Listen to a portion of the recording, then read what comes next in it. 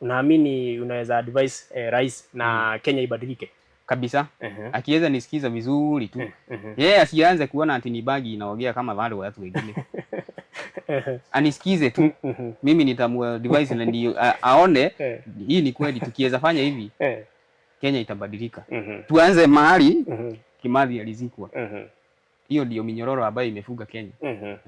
Hii ndio minyororo ambayo imefuga Kenya. Mimi nakwambia President William Ruto.